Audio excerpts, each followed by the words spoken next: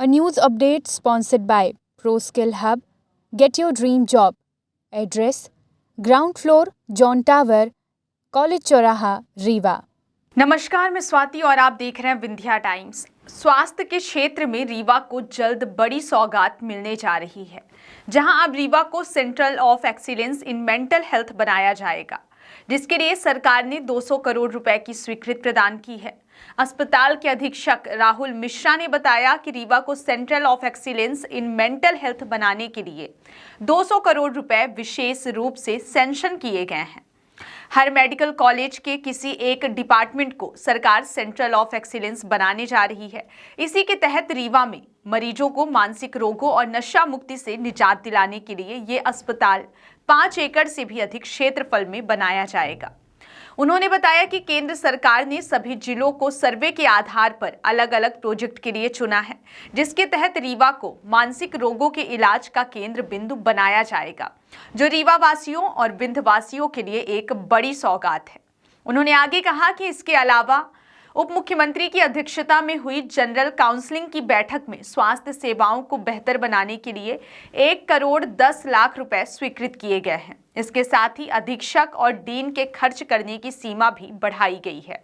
जहां अब अधीक्षक 2 लाख रुपए एक बार में खर्च कर सकते हैं, वहीं डीन अब एक बार में 5 लाख रुपए तक खर्च कर सकते हैं, जिससे हमें भी स्वास्थ्य व्यवस्था को और बेहतर बनाने में मदद मिलेगी।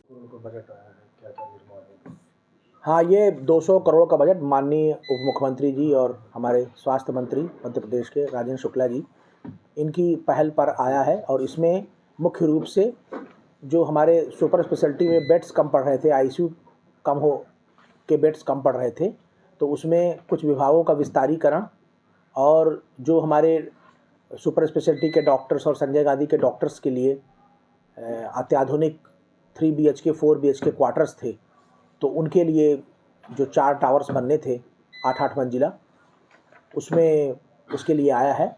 और उनकी अभी जगह कुछ बदली गई है।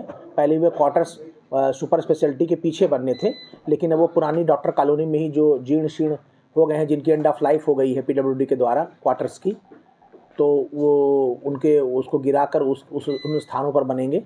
और भी नई कई जगहें चिन्हित की जा रही हैं।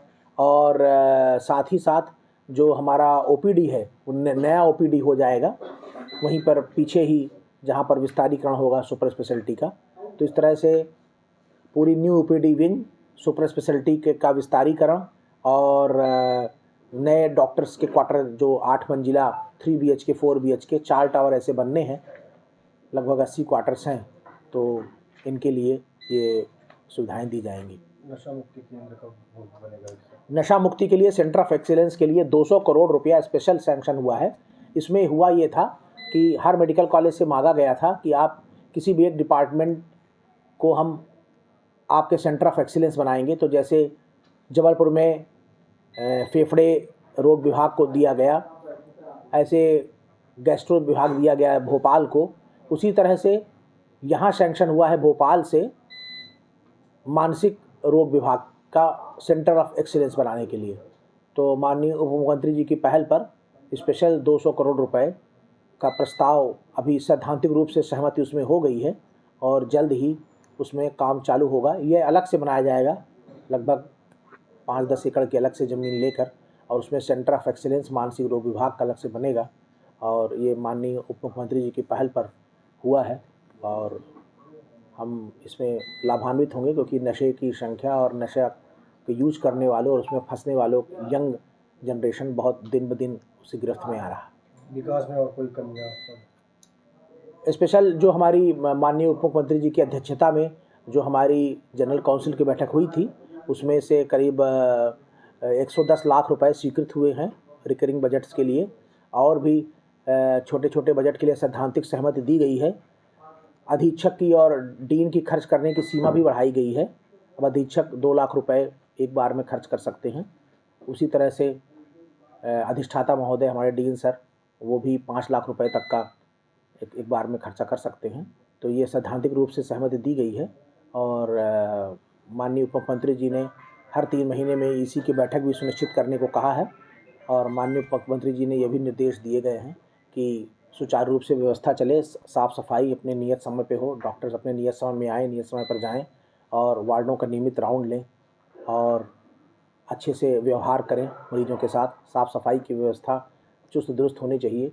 इस पे माननीय उप मुख्यमंत्री जी ने गहरा संज्ञान लिया है और लगातार उनके निर्देश प्राप्त होते रहते हैं हम लोगों को।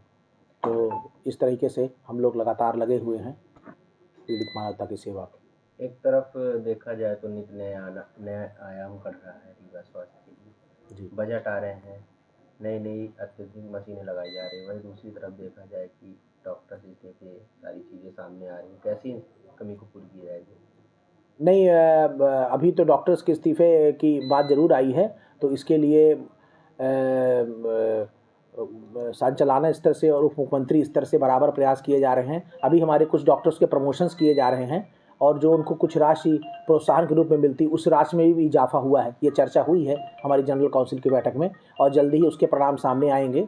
अभी तक, आज तक तो अभी कोई डॉक्टरों ने अभी इस्तीफ़ा नहीं दिया है।